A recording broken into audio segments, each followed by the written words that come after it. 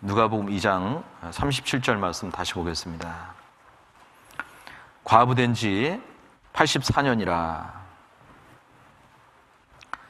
이 사람이 성전을 떠나지 아니하고 주야에 금식하며 기도함으로 섬기더니.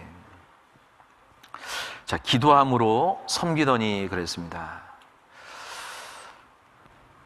우리 구원받은 그리스도인은 자, 섬김이라는 이 말씀이 참 익숙하죠. 그렇죠? 우리 모두는 주님께서 섬기기 위해서 이 땅에 오셨기 때문에 우리도 이 땅에서 섬기는 삶을 살아가기를 원합니다. 섬기는 삶이 복된 삶이라는 것을 알고 있습니다. 세상은 반대죠. 세상은 섬김을 받으려고 합니다. 자, 섬김에 대해서 익숙한데 또 그것이 좀 약간 막연하지 않습니까? 섬김이라고 하는 것이 섬김의 삶은 여러 가지가 있을 텐데 그냥 상대방을 이렇게 존중해주고 높이고, 예? 또 그것이 아닐 수 있거든요. 오히려 상대방을 높이는 것이 그것이 또 독이 될 수 있습니다. 올바른 섬김이 아닐 수도 있는 거예요. 근데 여기 섬김에 대한 말씀을 아주 구체적으로 하십니다. 기도함으로 섬기더니.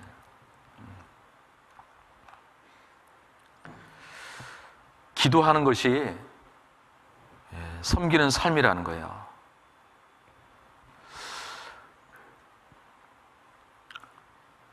정말 교회를 사랑하고 있잖아요. 형제자매님들 어떤 것에도 문제가 안 돼.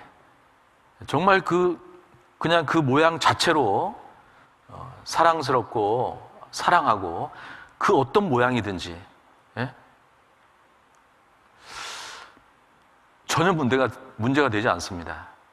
제가 그렇다는 것이 아니라 그런 분이 계셔요. 그런데 그런 분을 가만히 자세히 살펴보면 기도하는 삶을 살아갑니다. 저도 기도하는데요. 우리 모두 기도하지 않습니까? 그런데 정말 교회를 위해서 기도하고 또 형제 자매님들을 위해서 가까이 교제하는 구역 식구들을 위해서 기도하는, 그런 분들은 그 어떠한 것이 문제가 되지 않더라고요. 왜 같이 교제하는 우리 형제 자매님들에 대해서 판단의 마음이 올라옵니까? 아니, 더 나아가서 이렇게 미운 마음이 왜 올라옵니까? 저는 이제 구원을 받았다면, 서로 쌍방이 구원받았다면, 기도하지 않아서 그렇다고 생각합니다. 상대방을 위해서 기도하면 하나님께서 그 마음을 바꿔주시고 또 정말 사랑하는 그런 마음을 주십니다. 기도하지 않고 그냥 판단만 하는 거예요. 이 말로 있잖아요. 말로 상처를 주고 말로 판단을 하고, 그 전에 자, 섬김이라고 하는, 우리는 이제 섬기는 삶이니까 진심으로 기도해 주는 거예요. 무엇인지 모르게 내가 상처받는 말을 들었다면 무엇인지 모르게 내가 깎아야 될 부분이 있는 거예요. 사람들은 모르는, 나도 모르는, 주님만 아시는 그것이 있어요. 내가 깎여야 될 분이 있어요. 그 부분이 있어요. 그리고 또 그런 말을 하신 분에게는 아직까지 이게 다듬어져야 될 부분이 많이 있구나. 나도 혹시 저런 모습은 있지 않을까? 나도 조심해야 되겠다. 그리고 저 자매님을 위해서 기도해 줘야 되겠다. 그렇죠? 미워하는 것에 대한 이런 말이 있더라고요. 상대방을 미워하는 것은 독이든 어떤 음료, 독주는 자기가 마시고 상대방이 죽기를 바라는 마음이다. 그렇죠? 미워하는 것은 독주는 자기가 마시고 있잖아요. 자기를 죽이는 거거든요. 상대방이 죽기를 바라는 아주 어리석은 그런 모습이라고 할 수 있습니다. 그래서 기도함으로 섬기더니, 그렇죠? 우리 섬기는 삶을 살기를 원하지 않습니까? 그렇죠? 주님께서 섬기기 위해서 이 땅에 오셨고, 또 우리에게도 섬기는 자가 큰 자라고 말씀하셨으니까 섬기는 삶을 살아야 되겠다. 여러 가지 어떤 섬기는 삶의 모습은 있는데 그 중에 기도해 주는 것이 섬기는 삶이구나. 그것을 구체적으로 좀 알았으면 좋겠습니다. 그리고요, 37절에 과부된 지 37절 과부된 지 84년이라 이 사람이 성전을 떠나지 아니하고 주야에 금식하며 기도함으로 섬기더니, 여기에 또 이런 말씀이 있습니다. 주야에 금식하며 기도함으로 섬기더니. 아까 안나의 나이를 추정해 봤는데 이미 100세가 넘었습니다. 그렇죠? 금식 혹시 해보신 분 계세요? 건강을 위해서 금식 뭐 하는 것도 그렇고 정말 간절한 기도가 있어서 뭐 하루나 이틀 금식하면서 기도해 보신 적이 있습니까? 젊은 사람들도요 참 힘듭니다. 금식하는 것이. 나중에는 있잖아요, 오랫동안 금식하시는 분 보면은 이렇게 그 정신이 혼미해져 가지고 뭐 이상한 말도 하고 그러더라고요. 그런데 이미 100세가 넘은 이 안나가 금식하면서 기도했습니다. 자, 우리는 이 성경 말씀을 통해서 구원받고 이 말씀을 사랑하는 그런 마음이 있습니다. 말씀을 통해서 그 말씀이 정말 나에게 위로가 되고 그 힘이 되고요. 말씀을 가까이 합니다. 말씀도 암송도 하고. 그런데 기도하는 것은 그 말씀 생활하는 것에 비하면 성경에 기록되어 있는 그 말씀, 그리고 성경에 기록되어 있는 그 기도에 대한 말씀이 있잖아요. 쉬지 말고 기도하라. 힘써 기도하는 그 기도에 대한 그 말씀과 우리 실제 삶을 보면 좀 많이 좀 부족하지 않는가, 그런 생각을 좀 해봅니다. 치우치면 안 되겠죠. 말씀은 너무나 잘 알고 있는데 기도하지 않는다. 물론 말씀 없이 뭐 기도에만 너무 충실하다, 뭐 그것도 좀 문제입니다. 균형을 이루어서 말씀과 기도로 거룩하여짐이라고 말씀하셨으니까 이 말씀 생활과요, 이 기도 생활이 조화를 이루도록, 균형을 이루도록, 따로따로 분리하는 것보다 말씀을 읽으면서 그 말씀 가운데 기도 제목을 찾고 말씀을 읽으면서 또 기도하고, 그죠? 그런 것이 중요하다는 생각을 합니다. 그래서 지식은 교만하게 하며 사랑은 덕을 세우나니, 그 기도해 주는 것이 사랑이라고 생각합니다. 말씀은 나를 위해서 읽는 거지 않습니까? 기도하는 것은 나뿐만 아니라 상대방을 위해서 해줄 수 있는 거죠. 그런데 지식은 교만하게 한다 그랬습니다. 그렇죠?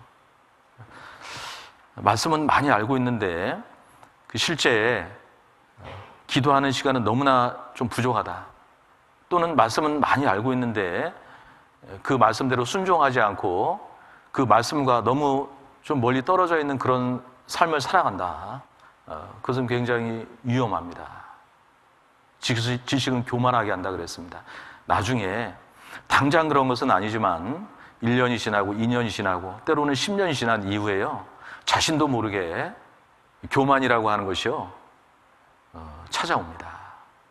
갑자기 찾아오는 것이 아니라 서서히 찾아오거든요.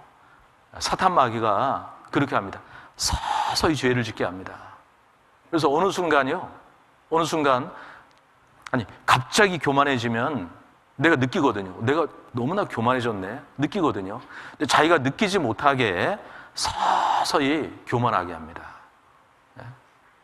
그래서 말씀 생활도 중요하고 정말 기도 생활도 그에 못지않게 더욱 중요하다라는 생각을 합니다.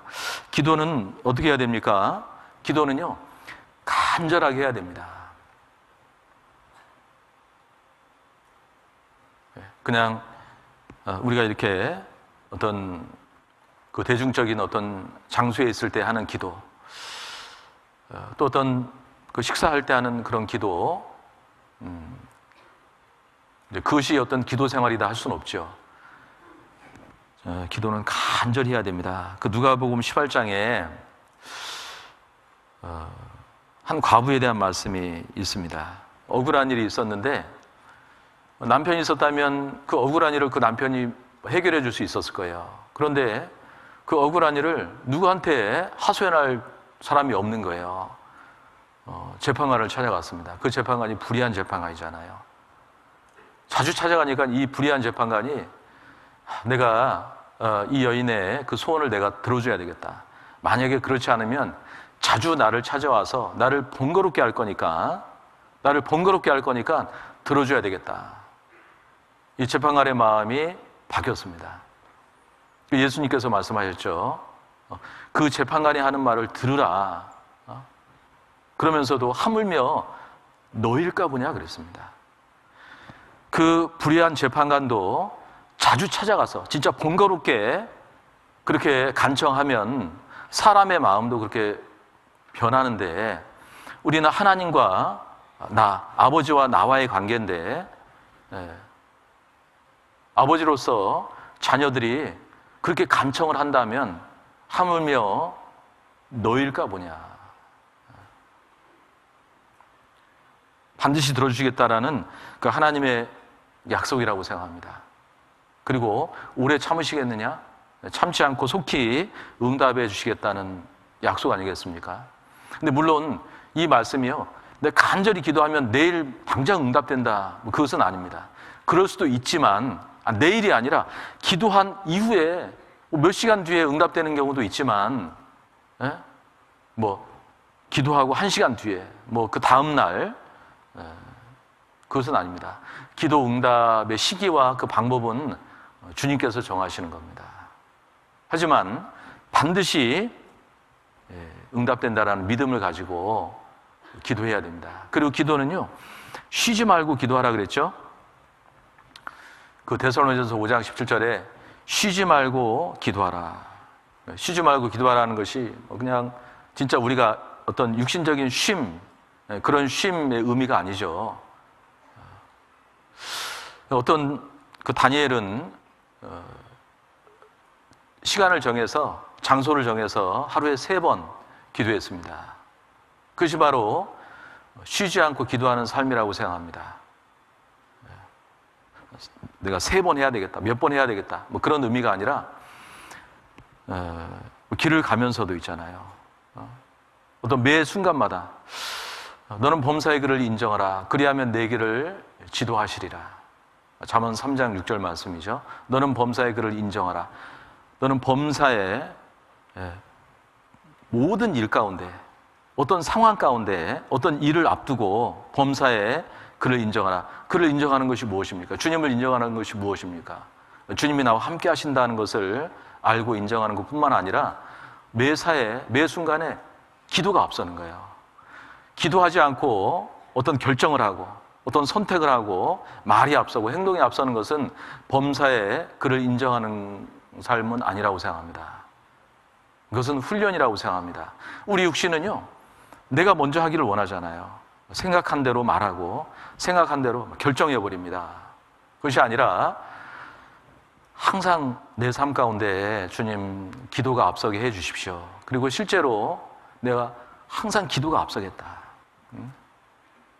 그런 마음으로 어떤 중요한 일을 결정할 때, 어떤 대답을 할 때도 기도하고, 하나님 제가 어떻게 대답해야 됩니까? 하나님 제가 어떻게 전도해야 됩니까? 하나님 제가 어떤 일을 어떻게 선택해야 되겠습니까? 그렇죠? 범사의 그를 인정하라. 그리하면 내 길을 지도하시리라 그랬습니다. 그것도 순서죠. 우리가 주님을 의지하고 주님을 인정하고 주님을 기도하는 삶을 살아갈 때 주님께서는 내 길을 지도해 주시겠다라고 약속해 주셨습니다. 그래서 그 쉬지 말고 기도하라고 하는 것은 그냥 중얼중얼 뭐 주문 외우듯이 그렇게 하라는 말씀은 결코 아닙니다. 항상 주님께서 나와 함께 하시고 주님께서 나에게 집중하시고 나를 이렇게 주시하는 것처럼 나도 매 순간마다 주님 중심으로 주님을 의지하고 주님께 집중하고 살아가는 그런 삶이 있지 않습니까? 기도는요, 특별히 막 어려울 때만 있잖아요. 그거는 그 구원받지 않은 사람도 하나님을 믿지 않는 사람도 그렇게 합니다. 어려운 순간에 막 하나님 도와주세요 하잖아요. 자, 믿지 않는 사람들도 위기의 순간에 있잖아요. 동서남북이 콱 막혔을 때는 하나님 찾습니다. 그런데 우리는 그럴 때만 하나님 찾는 것이 아니라, 어려울 때만 하나님 찾는 것이 아니라, 너는 범사에 매사에 모든 일 가운데 누구를 만나러 간다. 어떤 일이 계획되어 있다. 어떤 일을 선택해야 된다. 범사의 길을 인정하라. 그래서 기도는 쉬지 않고 하는 겁니다. 그리고요, 당연히 믿음으로 기도해야 됩니다. 기도를 하는데 믿음으로 내가 이 기도가 오랫동안 기도했는데 왜 응답되지 않을까? 응답되지 않는 그런 기도가 있지 않습니까? 죄를 품고 기도하면 하나님께서 그 기도를 들어주지 않습니다. 그 죄 문제 먼저 해결하고 오라고 하십니다. 그리고 내 육신의 어떤 유익을 위해서 기도하는 것, 물론 하나님께서 들어주지 않죠. 그 또 한 가지, 믿음으로 기도하지 않는 것. 오랫동안 이 기도 제목이 아무리 봐도 합당한데 왜 기도가 응답되지 않을까? 그거 한번 잘 생각해 봐야 됩니다. 야고보서 한번 보겠습니다. 야고보서 1장 5절에서 7절까지 말씀을 같이 읽어보겠습니다. 너희 중에 누구든지 지혜가 부족하거든 모든 사람에게 후히 주시고 꾸짖지 아니하시는 하나님께 구하라.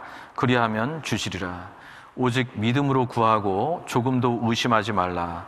의심하는 자는 마치 바람에 밀려 요동하는 바다 물결 같으니 이런 사람은 무엇이든지 주께 얻기를 생각하지 말라 그랬습니다. 오직 믿음으로 구하라 그랬습니다. 그래서 나의 기도는 하나님께서 반드시 들어주신다. 어떻습니까? 우리 형제 자매님들 구원받은 이후에 기도하셨던 것들이 있잖아요. 그런 것들이 어떻게 응답됐다는 것 아시죠? 그 시간이 지나서 응답됐지만 하나님께서 응답해 주셨다. 하나님께서 해 주셨다라는 그런 믿음이 있죠. 지금도 어떤 기도 제목이 있다면 그 기도를 믿음으로 하셔야 됩니다.